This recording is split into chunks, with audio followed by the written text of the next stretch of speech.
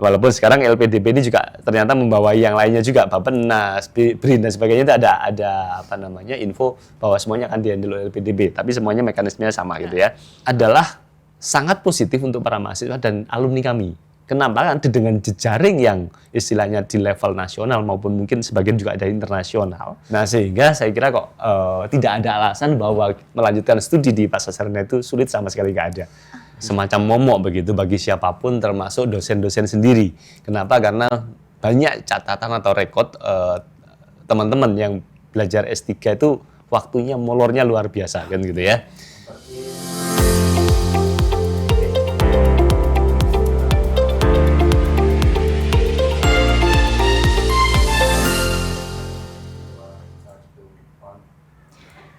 Halo teman baik, kembali lagi di Bonsai on Podcast. Luar biasa sekali, pada episode ini kita akan berbincang mengenai satu topik penting, yaitu penerimaan mahasiswa baru gelombang 2 untuk program Magister dan Doktor. Dan kita sangat beruntung sekali hari ini karena dapat berbicara secara langsung bersama Wakil Direktur Akademik Sekolah Pasca Sarjana Universitas Brawijaya, Bapak Dr. Aji Setianto. Luar biasa. Selamat pagi Bapak Aji. Selamat pagi Mbak Nesya. Baik, mungkin sebagai pembuka kita ingin bertanya dulu kabar dari Bapak Aji hari ini. Bagaimana kabarnya Bapak? Alhamdulillah sehat luar biasa. Alhamdulillah sehat luar biasa dan tentunya sudah sangat siap ya untuk memberikan kita semua materi yang sangat bermanfaat untuk teman UB sekalian. Insya Allah. Baik, dan selanjutnya mungkin saya persilakan dulu kepada Bapak Aji untuk dapat memperkenalkan diri agar terasa lebih dekat dan lebih kenal nih dengan teman UB. Baik, terima kasih Kak Nesya. Baik, beberapa sekalian, kenalkan saya Aji Setianto yang saat ini menjabat Wakil Direktur Bidang Akademik, Kemahasiswaan, dan juga alumni dan juga kerjasama di Sekolah Pasca Sarjana Universitas Brawijaya. Ya, sedang berkenalkan dengan seluruh pemirsa semuanya. Baik, luar biasa. Terima kasih Bapak Aji karena telah berkenan untuk dapat membersamai kami di sini. Selanjutnya mungkin kita akan langsung menuju pembahasan utama ya Bapak, yang menjadikan Sekolah Pasca Sarjana Universitas Brawijaya ini berbeda dan pastinya patut dijadikan sebagai rujukan. Iya.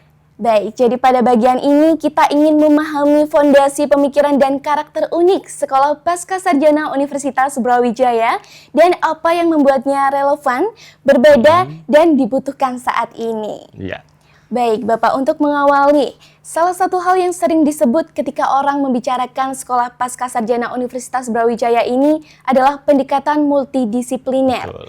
Pendekatan ini dianggap sangat penting di tengah kompleksitas isu global. Betul. Nah, dari sini kami mempersilahkan Bapak Aji untuk menjelaskan secara lebih sederhana apa yang dimaksud dengan pendekatan multidisipliner yang menjadi ciri khas dari Sekolah Pasca Sarjana UB ini, Bapak. Ya, baik, terima kasih Mbak Nesya. Jadi begini ya, Sekolah Pasca Sarjana itu sangat berbeda dengan fakultas-fakultas lain. Kenapa kita tidak punya S1-nya? Dalam arti memang murni tingkat S2 dan S3, di mana di sini adalah multidisiplin. Yang dimaksudkan multidisiplin itu adalah bisa istilahnya menggabungkan dari berbagai macam disiplin ilmu. Dan sehingga di sini adalah seluruh calon mahasiswa pun bisa dari berbagai bidang ilmu apa saja.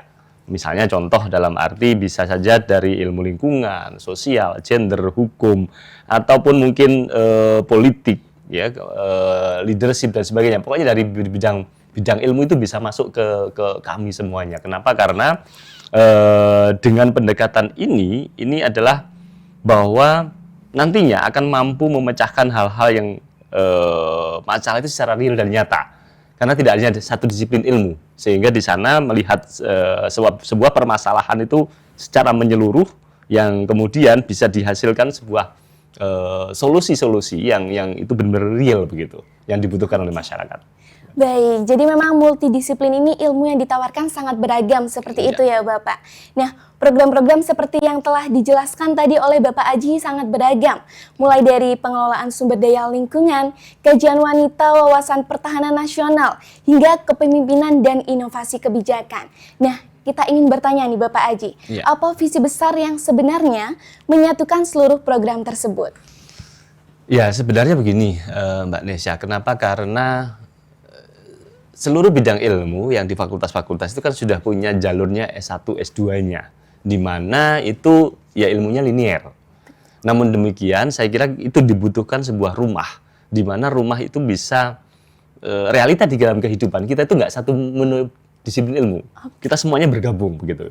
Makanya dibutuhkanlah sebuah rumah yang harapannya itu bisa memenuhi semua kebutuhan masyarakat dalam satu keilmuan begitu.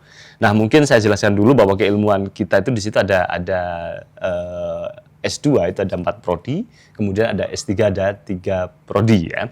Yang S2 itu tadi sempat disebutkan bahwa ada Magister Pengelolaan Sumber Daya Lingkungan dan Pembangunan, kemudian ada Magister Kajian Wanita. Ini kalau disebut kajian wanita mungkin lebih cepatnya adalah Gender Studies gitu ya daripada kajian wanita ya. Kemudian Magister Wawasan Pertahanan Nasional, kemudian yaitu Kepemimpinan dan Inovasi Kebijakan. Ini adalah untuk yang level S2. Sedangkan yang S3 atau pendidikan doktornya itu ada Doktor Ilmu Lingkungan, Doktor Ilmu Ketahanan Nasional, dan yang ketiga Doktor Kepemimpinan dan Inovasi Kebijakan. Sekali lagi ini adalah realita kehidupan kita yang nyata dalam di Indonesia, sehingga ketika seorang pemimpin itu misalnya dia harus tahu segalanya. Ya, sehingga seorang pemimpin itu misalnya kepemimpinan nasional tadi. Nah, di situ dia harus banyak ilmu-ilmu pokok yang harus diketahui kemudian untuk bisa memberikan sebuah kepemimpinan yang memang itu menyeluruh dengan pertimbangan-pertimbangan yang matang dari sebuah bidang. Itu mungkin sedikit ya saya bisa sampaikan ya. Baik, jadi memang visi besar dari multidisipliner ini adalah untuk seseorang tidak hanya berfokus pada satu ilmu tapi juga menyeluruh seperti itu ya Bapak Aji. Luar biasa sekali teman UB. Jadi segmen ini adalah memberikan gambaran utuh mengenai landasan akademik yang kuat di Sekolah Pascasarjana Universitas Brawijaya. Baik, setelah kita sudah mengetahui karakter dan visinya, kini kita akan masuk ke bagian yang lebih teknis ya Bapak Aji, mengenai program-program studi yang ada di magister maupun di program doktoral. Selanjutnya kita akan membahas mengenai proses pembelajaran yang berlangsung di tingkat magister terlebih dahulu ya Bapak Aji, serta fasilitas yang ditawarkan untuk mendukung percepatan studi.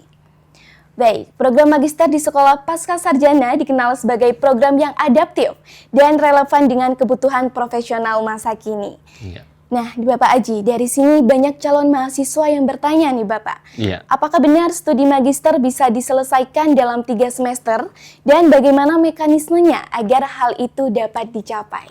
Ya, baik, mungkin saya tambahin dulu ya, selain masuk ke dalam mekanisme belajar dan sebagainya. Mungkin tadi saya sebelum sempat menyebutkan keunggulan-keunggulan dari masing-masing prodinya begitu ya. Jadi keunggulan-keunggulan di prodi kami itu ada yang seperti magister istilahnya studi lingkungan, itu adalah fokus ya pada lingkungan dan pembangunan berkelanjutan. Ya, yang awalnya tadi memang kita menyeluruh semua ilmu ada ya, tetapi di sini tetap ada keprodian kekhususan sehingga lebih maksimal gitu pembelajaran. Yang kedua, untuk kajian gender itu fokus pada gender, perempuan dan keadilan sosial dan pembangunan. Sementara untuk yang wawasan nasional itu kita fokus pada pertahanan, keamanan dan juga ketahanan nasional itu sendiri. Dan yang kepemimpinan dan koordinasi kebijakan itu bagaimana tadi sudah disebutkan fokus menyiapkan untuk future leaders, gitu ya, dan juga istilahnya sebagai perancang kebijakan yang inovatif. Itu harapannya untuk ke sana ya.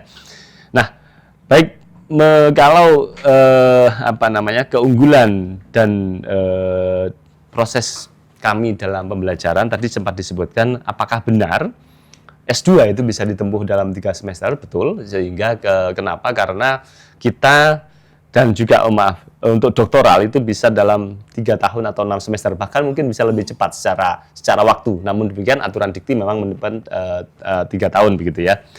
Nah, kenapa begitu? Karena kita memberikan semacam fleksibilitas belajar kepada teman-teman mahasiswa ini, yaitu kita berikan metode perkuliahan itu mulai dengan hybrid learning, kemudian juga field study, kemudian juga seminar, guest lecture, dan juga untuk guest-based learning.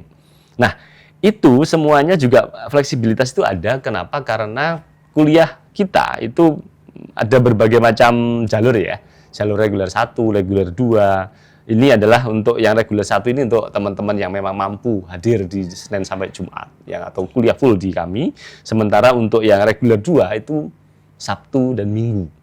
Ya, kebanyakan. Kemudian untuk kelas kerjasama ini kita punya kelas kerjasama dan juga kelas RPL atau rekognisi pembelajaran lampau, sehingga memungkinkan bagi Bapak Ibu semuanya yang saat ini sedang bekerja, baik itu di lingkungan pemerintah, di perusahaan atau apapun, itu bisa masuk ke program kami dengan rekognisi pembelajaran lampau. Maksudnya apa? Maksudnya adalah semua aktivitas beliau ini ketika dikonversikan ke mata kuliah ternyata sudah, sehingga ada pengakuan terhadap keahlian dari beliau-beliau ini sebagai mata kuliah yang di kita, sehingga mata kuliah tambahnya mungkin tidak begitu banyak, gitu ya. Dan juga kita punya linkage double degree, 1 tahun di sini dan 1 tahun untuk saat ini ada 2 universitas di Ritsumeikan sama Grips di Jepang. Kemudian juga ada kelas internasional, ya. Satu lagi, sebagai rujukan ataupun kenapa kita berani menyampaikan bahwa kita bisa lulus dalam 3 semester untuk S2 dan bisa lulus 5 semester untuk S3, karena kita memberikan dukungan pembelajaran itu berupa yang pertama kolokium, ya, kemudian klinik metodologi, ya, kemudian kita juga memberikan klinik jurnal dan pendampingan publikasi, kemudian juga ada bimbingan intensif, ya, untuk disertasi maupun tesis, dan juga kita punya kelas kerjasama dengan berbagai instansi. Ini yang agak berbeda karena kita tuh punya kerjasama dengan militer, juga dengan instansi pemerintah, kemudian juga kepolisian. Jadi ada banyak unit yang kerjasama dengan kita. Sekali lagi pola pendampingan kita itulah yang kita unggulkan dalam rangka untuk memastikan teman-teman mahasiswa itu belajar sesuai tepat waktu dan bahkan mungkin bisa lebih cepat. Itu mungkin, Mbak. Ya. Baik, luar biasa sekali penjelasan dari Bapak Aji. Dari dapat disimpulkan ya, teman UB untuk program magister ini memang dapat ditempuh dalam 3 semester karena Sekolah Pascasarjana Universitas Brawijaya ini memberikan dukungan, kemudian metode pembelajaran dan juga fleksibilitas pembelajaran. Iya, seperti itu ya Bapak Aji. Baik, melanjuti hal tersebut. Dalam pemaparannya, Sekolah Pascasarjana memiliki model pembelajaran 3 dalam 1 yang melibatkan dosen asing dan juga praktisi. Nah, seperti apa sih Bapak bentuk interaksi akademik dalam konsep tersebut? Ya, baik. Ini kalau di UB memang dikenal kita dengan program 3 in 1 ya. Saya kira ini diberikan sebagai fasilitas ke seluruh fakultas untuk bisa menyelenggarakan program 3 in 1 ini. Dan kami itu juga merupakan program unggulan akhirnya. Kenapa? Karena dengan 3 in 1 ini yang mekanisme pembelajaran yang diampu oleh satu dosen pengampu, kemudian ditambah dengan ekspertis dosen asing ya dari luar negeri terutama. Yang ketiga adalah dari praktisi itu sendiri. Sehingga dengan konsep pembelajaran ini akan utuh gitu ya, keilmuan yang didapatkan oleh mahasiswa. Kenapa? Karena secara teori dari dosen kita, kemudian ada perbandingan dan input dari asing, ya, kemudian realita di lapangan kita seperti apa. Nah, itu akan menjadi utuh suatu keutuhan proses pembelajaran yang sangat bagus, yang saya kira bisa dapatkan. Dan bagaimana koneksi ketiganya, saya kira ini ya terus-menerus dalam arti memang bisa disambung selain perkuliahan, barangkali bisa disambung juga semacam kalau memang dibutuhkan diskusi dan sebagainya ya kita siapkan gitu. Oke, baik. Terima kasih Bapak Aji. Dari penjelasan ini adalah membantu calon mahasiswa untuk memahami struktur akademik dan kemudahan yang ditawarkan di Sekolah Pascasarjana Universitas Brawijaya ya Bapak. Iya. Baik, mungkin kita berlanjut untuk topik yang selanjutnya Bapak Aji. Boleh. Ya, Oke, luar biasa. Nah, kini kita akan melihat program pendidikan pada jenjang yang berikutnya, yaitu pada jenjang doktoral. Di sini kita akan membahas mengenai bagaimana Sekolah Pascasarjana memfasilitasi kegiatan akademik di jenjang doktoral baik dari segi kecepatan studi, pendampingan maupun standar publikasi. Nah, Bapak Aji, program doktor di Sekolah Pascasarjana ini dikenal memiliki sistem evaluasi yang ketat, tetapi juga tetap terstruktur. Iya. Nah, melanjuti hal tersebut, apakah benar Bapak Aji bahwa program doktor di Sekolah Pascasarjana Universitas Brawijaya ini dapat diselesaikan dalam waktu kurang dari 3 tahun, dan apakah faktor yang memungkinkan hal tersebut? Ya, terima kasih Kak Nesya. Ya, pemirsa sekalian, memang kita tahu sendiri ya bahwa program doktor itu semacam momok begitu bagi siapapun termasuk dosen-dosen sendiri. Kenapa? Karena banyak catatan atau rekod teman-teman yang belajar S3 itu waktunya molornya luar biasa kan gitu ya. Nah, untuk itu kami ada 3 program studi doktor di kami. Yang pertama itu Doktor Ilmu Lingkungan, yang kedua adalah Doktor Ilmu Ketahanan Nasional, dan Doktor Kepemimpinan Inovasi Kebijakan. Sekali lagi masing-masing punya keunggulan dan spesifikasi sendiri yang di dalam hal ini saya kira jelas gitu ya. Dan yang memang biasanya mengambil doktor ini adalah teman-teman yang sudah pernah lulus S2 otomatis, sehingga bisa dikatakan hampir semuanya sudah mempunyai tempat-tempat pekerjaan tersendiri, sehingga untuk mendukung profesionalitas yang bersangkutan kemudian melanjutkan di doktoral ini. Nah, yang seperti yang sudah saya sampaikan sebelumnya terkait upaya kami dalam rangka mensukseskan teman-teman belajar tepat waktu ataupun bisa lebih cepat, sama seperti yang L2 terkait dengan ada kolokium, kemudian pendampingan disertasi, kemudian juga adanya klinik pendampingan jurnal. Itu kita juga yang lakukan yang namanya MONEV ya. Selalu ada monitor dan evaluasi di setiap periodik. Jadi hampir dalam waktu nggak 1 semester, kita melakukannya dalam hitungan bulan. Jadi sehingga dalam bulan sekian itu kita pantau, seharusnya teman-teman itu sudah mulai proposal. Sampai di mana perkembangannya. Kemudian kita lanjutkan progres selanjutnya gitu ya, sehingga kita bisa mengetahui one by one, satu persatu teman-teman itu progresnya sampai di mana. Kalau ada kendala, kita siap mendampingi begitu. Itulah yang mungkin agak berbeda dengan teman-teman di S1 ya. Sekali lagi di kita dalam tanda kutip sebenarnya semacam full service begitu ya, adalah untuk mendampingi teman-teman mahasiswa itu bisa sekolah tepat waktu. Walaupun memang dari kami sendiri butuh ekstra effort ya untuk kepentingan itu gitu. Oke, baik. Jadi memang yang menjadi keunggulan di program doktor maupun magister tadi memang ada pendampingan yang bisa dibilang full service seperti itu ya Bapak, yang mendukung mahasiswa pasca sarjana UB ini dapat memaksimalkan waktu pembelajaran sehingga dapat lulus tepat waktu bahkan lebih cepat seperti itu ya Bapak Aji.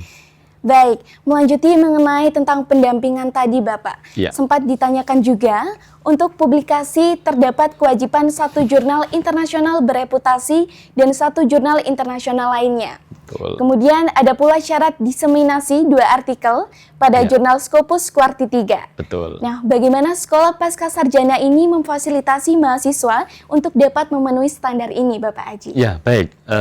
Kembali lagi, baik S2 memastikan punya syarat tersendiri ya untuk kelulusan.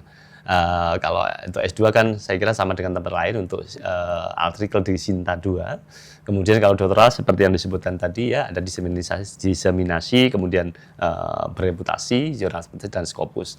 Ya, untuk kaitan dengan ini pemirsa semuanya, jadi karena ini sekali lagi tidak mudah dan tidak bisa dengan cepat, yaitu butuh waktu masa panjang. Mungkin kita sama tahu bahwa dalam arti ketika kita submit ke jurnal itu butuh waktu panjang untuk mengetahui apakah di reject atau kan diterima gitu yang pertama.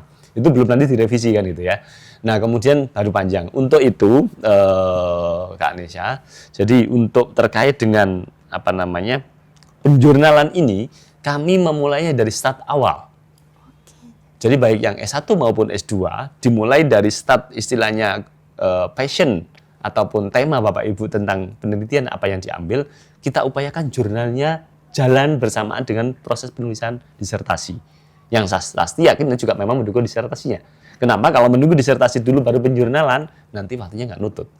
Sehingga secara waktu kita dari awal, itu tema itu sudah harus siap. Kemudian itu kita berikan arahan-arahan terkait dengan bagaimana membuat jurnal itu, dalam arti template seperti apa yang diinginkan dari jurnal yang dituju, kemudian apa poin-poin penting apa yang harus ada, gitu ya, sehingga para mahasiswa bisa mengerjakan itu tanpa belajar mandiri atau tanpa belajar sendiri, dalam arti sudah tahu persis apa yang mau dilakukan, gitu ya. Yang jelas di sini pendampingan tetap kita lakukan untuk lebih mengarahkan. Tapi di sini tetap mahasiswa punya peran yang sangat besar karena memang ya ini harus tugas mereka. Peran kami di sini mendampingi dan satu lagi memberikan support semangat terus-menerus. Ya, karena tidak mudah saya kira seseorang dalam pembelajaran itu ada kalanya satu kata kunci kalau menurut saya, baik sekolah S2 atau S3 itu selalu saya tekankan pada teman-teman mahasiswa harus mampu mengalahkan dirinya sendiri. Gitu. Kenapa? Karena biasanya ketidakselesaian studi itu berasal dari dirinya sendiri. Ya, sehingga di sini saya tekankan ke sana, termasuk semangat itu kita berikan dan pendampingan-pendampingan tadi untuk lebih memahamkan teman-teman mudah dalam menjalankannya. Gitu. Oke, jadi sangat menarik sekali ya penjelasan dari Bapak Aji bahwa untuk pemenuhan kewajiban tersebut tidak hanya ada teknis support, tapi juga ada teknis secara mekanik seperti itu ya Bapak. Nah, teman UB, jadi di bagian ini kita telah mengetahui struktur akademik baik dari program magister maupun doktor. Dan selanjutnya kita akan memasuki pada hal yang juga tidak kalah penting ya Bapak Aji bagi calon mahasiswa, yaitu mengenai dukungan beasiswa nih. Boleh.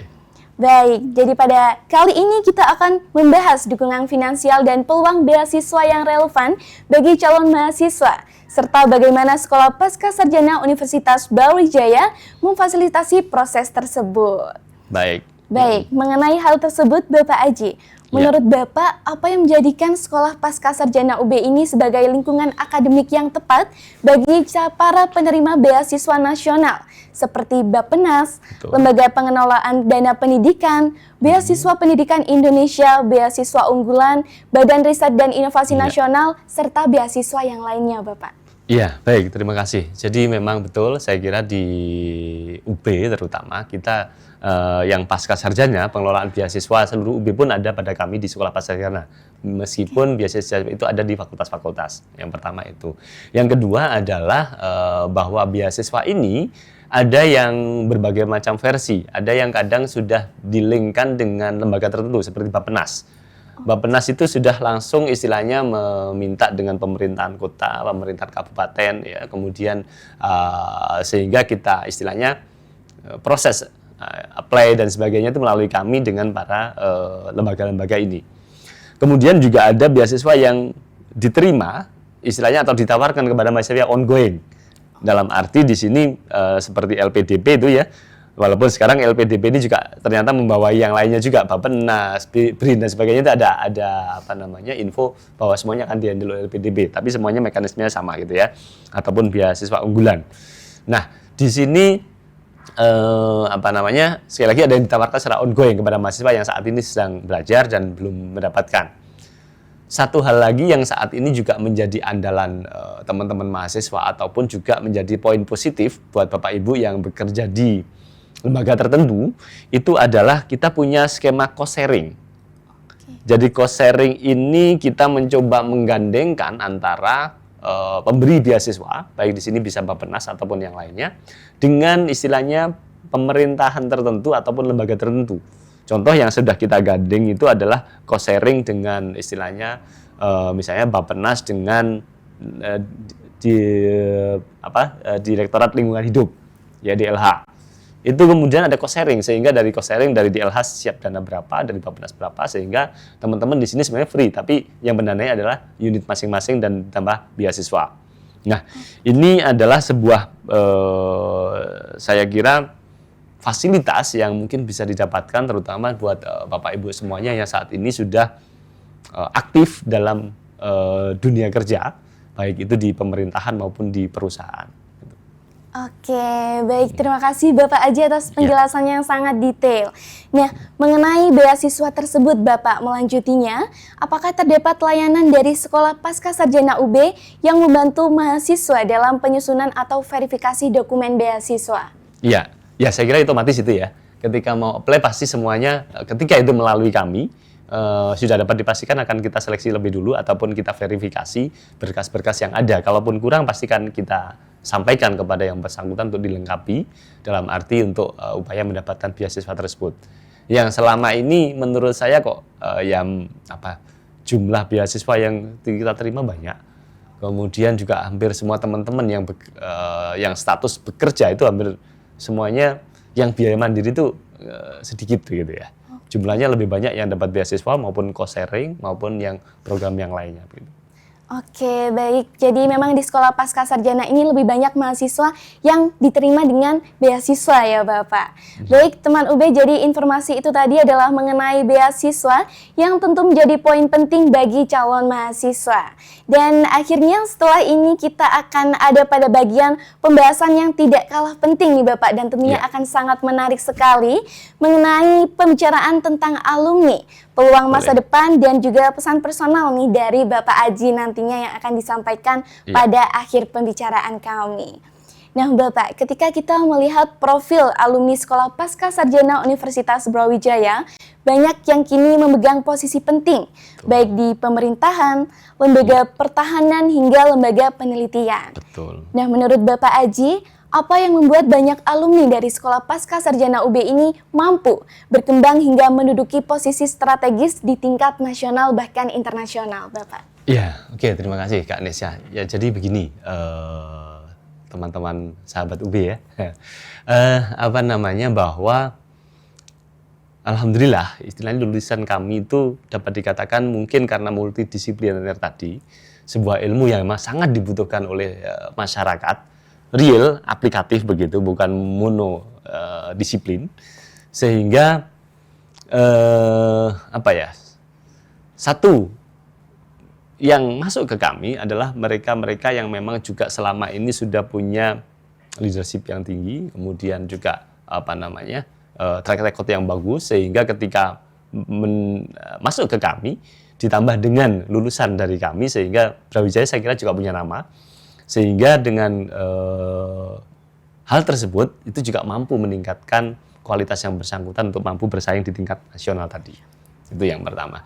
Yang kedua, yang memang kita perlu bangga di UB ini, alumni kami ada yang saat ini menjabat menteri juga, ada juga yang kemudian menjabat istilahnya Kapolda, ada yang bupati, kemudian gubernur dan sebagainya.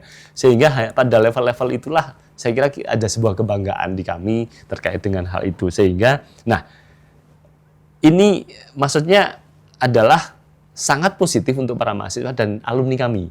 Kenapa? Kan dengan jejaring yang istilahnya di level nasional maupun mungkin sebagian juga ada internasional, dengan satu kesatuan kita alumni UB, ya, Pascasarjana UB, saya kira akan sangat mendukung untuk aktivitas selanjutnya. Baik dalam proses kinerja, menjalin jaringan, ataupun nantinya untuk dalam arti misalnya mau mensinergikan dari berbagai macam disiplin ilmu ataupun berbagai lembaga ini. Sehingga sekali lagi kekuatan alumni kita akan sangat kuat, yang kemudian tidak hanya hubungannya dengan kerja saya kira. Bahkan untuk istilahnya membangun Indonesia, saya kira itu sangat-sangat bisa kita andalkan untuk sebagai jaringan yang bisa mendukung untuk perkembangan dan pembangunan Indonesia. Itu mungkin Kak, jadi gambaran besarnya seperti itu. Oke, baik, luar biasa sekali ya Bapak. Memang profil alumni dari Sekolah Pascasarjana Universitas Brawijaya ini tidak hanya untuk membangun relasi dari calon-calon mahasiswa yang akan studi di Sekolah Pascasarjana, tapi juga dapat membangun Indonesia mengenai posisi strategis baik di tingkat nasional maupun internasional ya Bapak Aji. Baik, selanjutnya melanjuti hal tersebut Bapak Aji, jika kita melihat dinamika global selama 5-10 tahun ke depan, bagaimana Bapak melihat kebutuhan terhadap lulusan Pascasarjana, khususnya dalam konteks perubahan teknologi maupun isu lingkungan? Ya, oke, terima kasih Kak Nesya. Nah, betul, kami selalu juga bersinergi dengan mengikuti perubahan-perubahan yang terjadi dalam isu global ini, karena mau tidak mau, sekali lagi kita mengadakan pembelajaran atau program studi S2 maupun S3 ini dalam rangka untuk membuat sebuah solusi terhadap permasalahan yang ada di masyarakat. Sehingga alumni-alumni kami nanti mampu melakukan itu. Nah, hal yang terbaru yang kami adopsi ataupun kita sinergikan adalah AI dan digital. Sehingga hampir seluruh mata kuliah yang didapatkan di masing-masing prodi juga kita masukkan di dalam AI dan digital.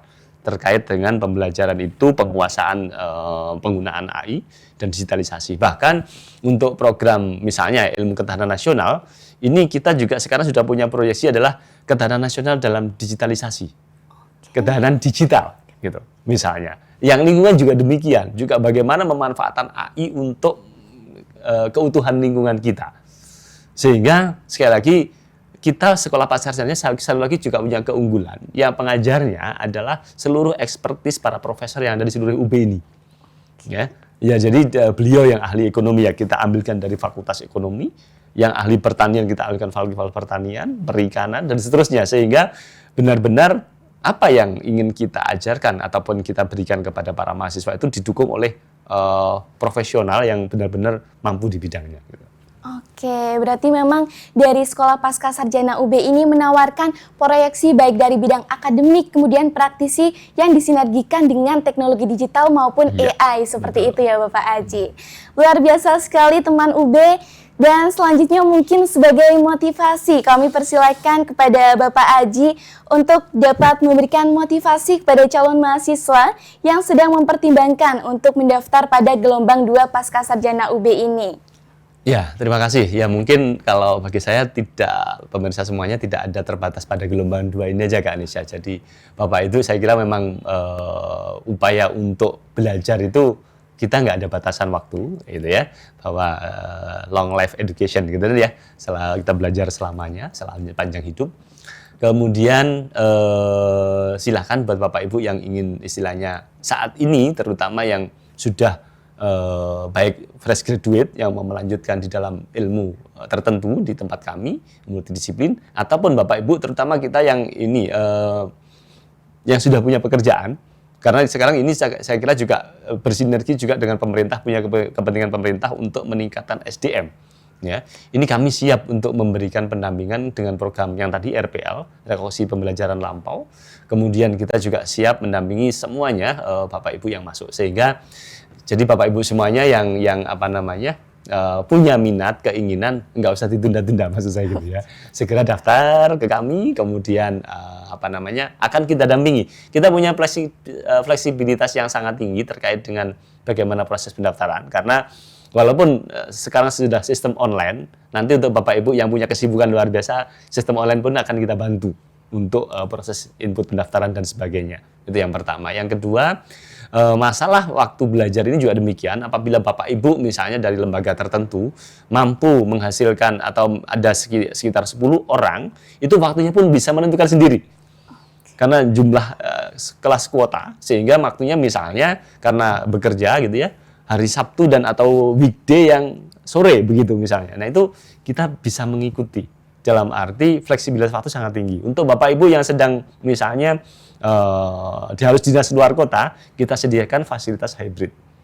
Nah sehingga saya kira kok tidak ada alasan bahwa melanjutkan studi di Pascasarjana itu sulit, sama sekali nggak ada. Insya Allah sangat apa namanya, ketika Bapak Ibu punya niat, akan kita dampingi dengan pendampingan kita, kok insya Allah bisa mudah terlaksana dan juga bisa mudah tercapai. Itu ilmu baik master maupun dokternya. Gitu kan Nisha, terima kasih. Oke, luar biasa sekali Bapak Aji penjelasannya, dan jadi dapat kita simpulkan ya bahwa kelanjutan studi tidak hanya berhenti pada gelombang 2 ini saja ya Bapak, tentunya karena long life education, dan di sini Sekolah Pascasarjana Universitas Brawijaya akan siap memberikan dukungan dan fasilitas bagi calon mahasiswa untuk mendukung kelanjutan studi baik di bidang magister maupun doktoral. Baik, selanjutnya karena kita sudah berada di akhir pembicaraan, ternyata Bapak Aji, mungkin apakah ada satu kalimat atau pesan yang ingin disampaikan sebelum kita menutup pembicaraan hari ini, Bapak? Baik, satu ya mungkin yang ingin saya sampaikan, kita harus mampu bersinergi dengan perubahan dunia, yes, perubahan global, itu yang pertama. Dan yang istilahnya untuk mengikuti itu, otomatis kita juga harus mampu mengupgrade diri sendiri, baik itu di bidang apa namanya ilmu pengetahuan maupun bidang lainnya. Nah untuk Bapak Ibu sekali lagi kembali lagi promosi lagi ini istilahnya mari bergabung dengan Sekolah Pascasarjana UB. Oke, luar biasa sekali. Kami ucapkan terima kasih banyak kepada Bapak Aji atas waktu dan pemaparan yang sangat komprehensif tentunya. Semoga apa yang telah disampaikan oleh Bapak Aji dan telah kita dengarkan bersama ini tadi dapat memberikan gambaran yang jelas bagi para calon mahasiswa mengenai peluang dan keunggulan yang ditawarkan oleh Sekolah Pascasarjana Universitas Brawijaya. Untuk informasi lebih lengkap mengenai pendaftaran gelombang 2, calon mahasiswa dapat mengunjungi laman resmi seleksi masuk Universitas Brawijaya atau Selma UB dan dapat menghubungi narahubung yang tercantum pada publikasi resmi pada sosial media Universitas Brawijaya. Terima kasih telah menyimak podcast kali ini dan tentunya kami terima kasih kepada Bapak Aji atas pemaparan dan waktu yang sangat berharga kali ini. Iya, terima kasih Kak Nesya. Baik, teman UB dan sampai jumpa pada podcast pada berikutnya. Terima kasih.